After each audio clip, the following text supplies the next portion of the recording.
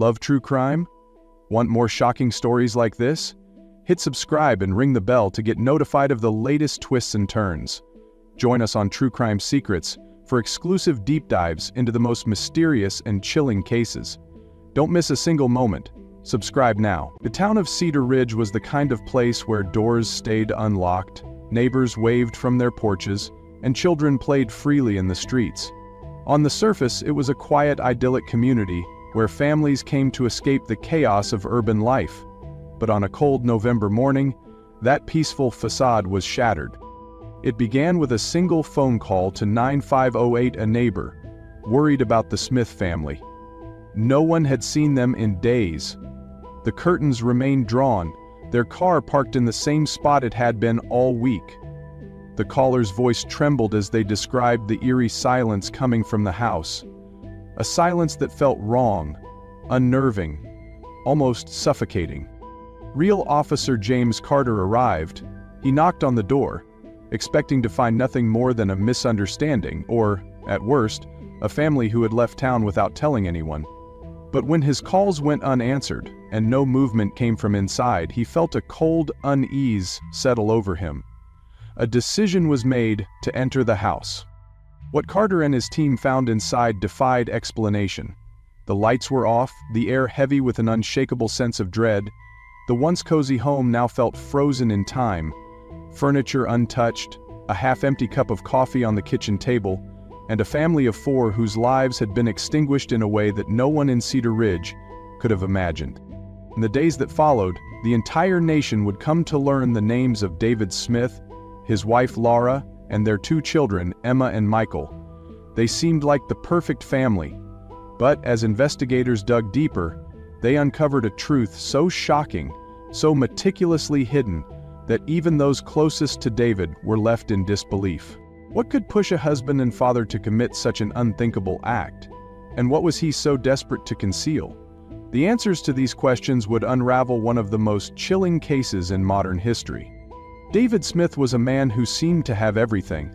At 42 years old, he was a respected accountant with a reputation for precision and trustworthiness.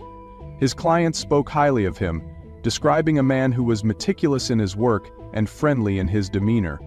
His wife Laura, 38, was a dedicated homemaker who poured her heart into raising their two children. Together, they were often described as the perfect family. Their daughter Emma, just 12 years old, was the creative spark of the household, a talented pianist with dreams of performing on grand stages. Her younger brother, Michael, only 8, was the family's little adventurer, often seen climbing trees or riding his bike through the neighborhood. The children's laughter echoed down Cedar Ridge Lane, a sound that neighbors had come to associate with the Smiths' home. This Smith family was deeply involved in the community.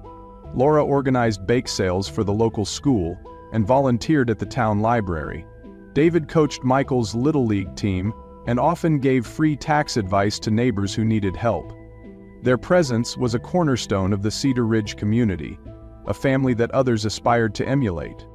Photographs from family gatherings show wide smiles and warm embraces. Holiday decorations at their home were always a neighborhood favorite, with lights carefully strung across the porch and a wreath that Laura handcrafted every year. To everyone who knew them, the Smiths were the embodiment of the American dream. Hardworking, loving, and happy. But as police began to dig into their lives after the horrific discovery, they would come to realize that this picture-perfect facade concealed a web of secrets and lies. The question on everyone's mind was simple. How could this happen to a family like the Smiths? It was a cold Friday evening, the kind of night where most families were gathered around the dinner table or relaxing after a long week. At the Smiths' home on Cedar Ridge Lane, the lights were on, and everything appeared calm from the outside. But that night, something would happen that would forever shatter the peace of this quiet community. That night, at around 10:15 p.m., a neighbor, Margaret Olson, sitting in her living room just 2 doors down, heard something unusual. She described it as a loud thud, followed by what sounded like muffled voices, almost as if someone was arguing but the words were indistinguishable. She paused, her television remote hovering in her hand, unsure if she had imagined it. Minutes later, another sound pierced the stillness of the night. A series of loud bangs that echoed through the neighborhood. Startled, Margaret stepped onto her porch, scanning the street for any sign of commotion. The Smiths' home stood eerily still. The porch light flickered, but no movement could be seen inside. Margaret hesitated, debating whether to call someone, but ultimately dismissed the sounds as perhaps a car backfiring or kids playing pranks. By morning, however, her uneasy feeling would prove to be justified. At 7 a.m. the following day, another neighbor, John Cartwright, grew concerned when he noticed that the Smiths' car was still parked in the driveway. David's carpool usually left at dawn for his Saturday morning fishing trips. Yet, the house was silent. Curtains drawn, the usual morning bustle from the Smith household, kids playing in the yard, Laura tending to the garden, was absent. After breakfast, curtains drawn and the usual morning bustle from the Smith household, kids playing in the yard, Laura tending to the garden, was absent. John decided to check on them, walking over to knock on the door. When there was no answer, he peered through the front window, only to be met with a chilling sight. The Smiths' family dog, pacing nervously inside, its paws streaked with what appeared to be blood. Panicked, John called 911. Within minutes, police arrived at the scene, their flashing lights piercing the early morning fog. Officers forced the door open and stepped inside, prepared for anything, except what they found. In the dim light of the entryway, the silence of the house felt heavy, oppressive. As officers moved deeper inside, their flashlights revealed a scene that none of them would forget. Overturned furniture, splatters of red staining the walls, and the lifeless bodies of Laura, Emma, and Michael sprawled across the living room floor. Each bore signs of a brutal attack. But there was no sign of David. When police discovered the grisly scene inside the Smiths' home, one question immediately rose to the forefront. Where was David Smith? As the husband and father, his absence was conspicuous. Officers issued a bulletin for his car, a silver sedan, last seen parked in the driveway the evening before. Hours later, David turned up at a nearby hospital. Disheveled and visibly shaken, he claimed he had been carjacked the night before, attacked and left unconscious in a nearby park. He explained that he had regained consciousness only that morning and rushed to the hospital for help. To the officers on the case, it seemed like a stroke of luck finding the family patriarch alive amidst the tragedy. But as the questioning began, subtle cracks in his story started to emerge. David was cooperative at first. He answered their questions, provided details about his last evening at home, and even recounted his version of events leading to the supposed carjacking. Yet the more he spoke, the more questions were raised. Investigators noted small inconsistencies, times that didn't align, descriptions that felt rehearsed, and an unusual calmness that felt out of place given the horrific loss of his family. Detective Ann Rivera, one of the lead investigators on the case, later described her initial impression of David. He seemed devastated. But something about his demeanor was off, she recalled. It wasn't just his story, it was the way he told it. There was no raw emotion, no moments where he seemed overwhelmed. It was almost too controlled. The first major red flag came when detectives examined his hands. For a man who claimed to have fought off attackers during a carjacking, his hands showed no signs of struggle. No cuts, bruises, or abrasions. Forensic teams also combed through his vehicle, which was found abandoned near the park he had mentioned. Inside they found traces of blood, but it didn't match David's injuries. Instead, it matched the victims in his home. Meanwhile, officers pieced together accounts from neighbors. One neighbor reported seeing David's car leaving the driveway around 11 p.m., far later than David had claimed to have left for his late-night errands. Another reported hearing faint laughter coming from the Smith household earlier that evening, a detail that added to the timeline's growing complexity. Yet David's version of events remained the same, even as evidence began stacking against him. Back at the station, David was asked to recount the night of the murders again. This time, investigators pressed him harder on the inconsistencies. His answers grew more hesitant. He stumbled over details he had previously been certain about. It was a small moment, but it was enough to shift the focus of the investigation. As Detective Rivera later described it, it wasn't what he said that raised alarm bells, it was what he couldn't explain.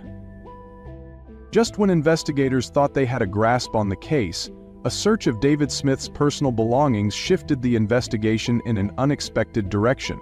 His phone, recovered from the abandoned car, revealed fragments of text messages and emails. Fragments that painted a picture of a man leading a double life.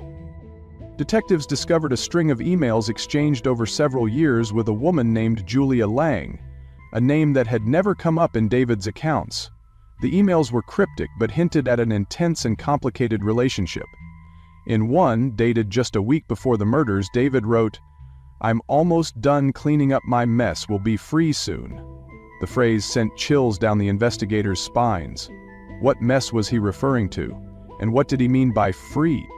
Further digging into David's financial records revealed an unsettling pattern.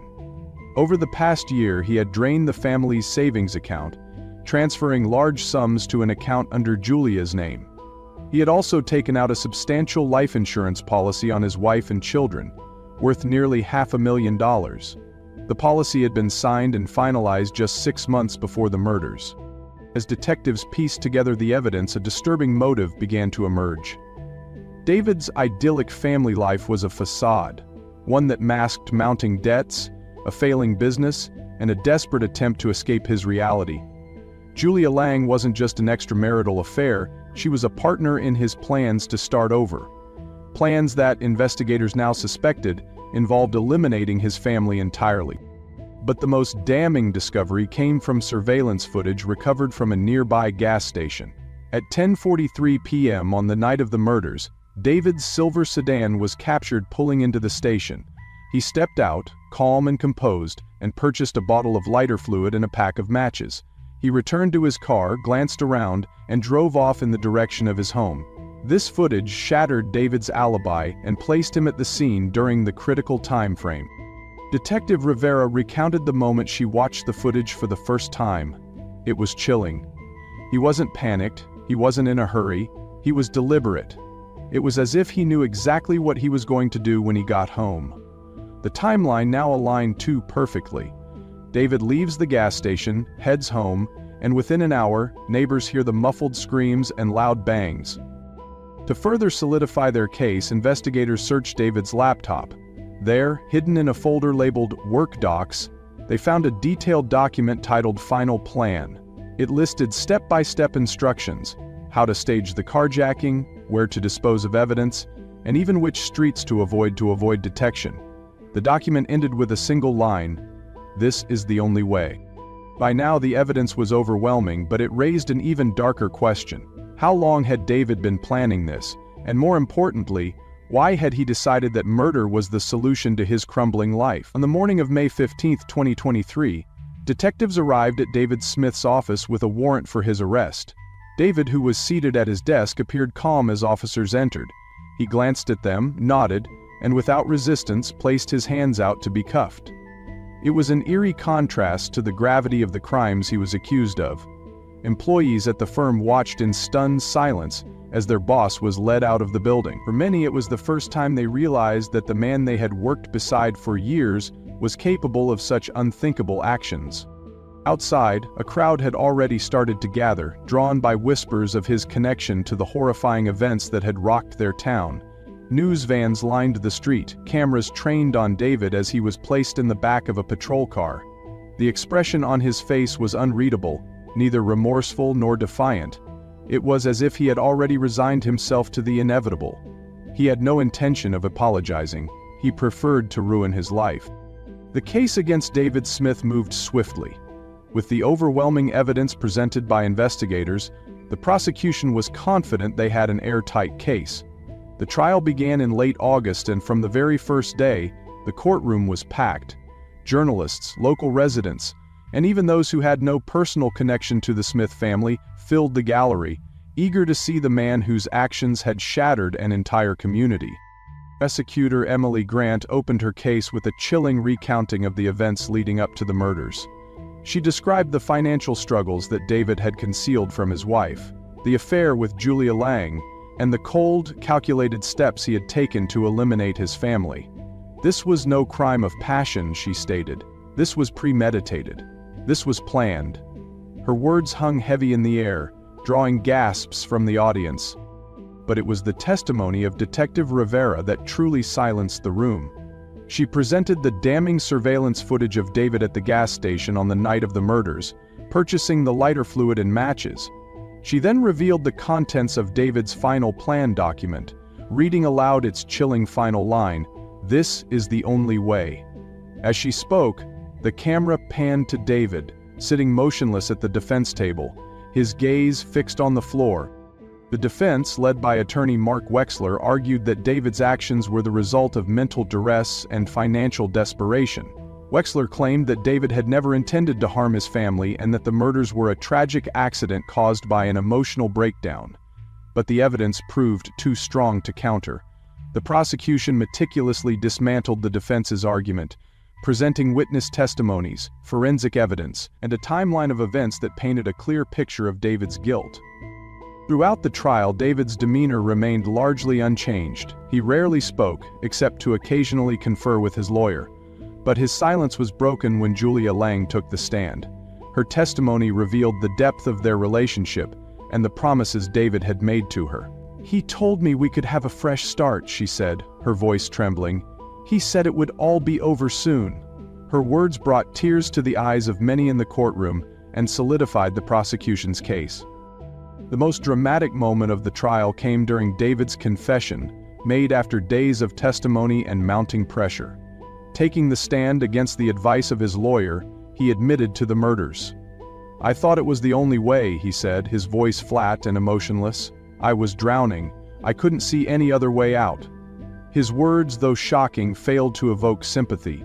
The room sat in stunned silence as he detailed the steps he had taken to carry out his plan.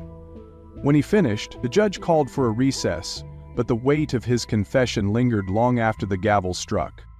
The trial lasted 4 weeks, but it took the jury only 3 hours to reach a verdict: guilty on all counts.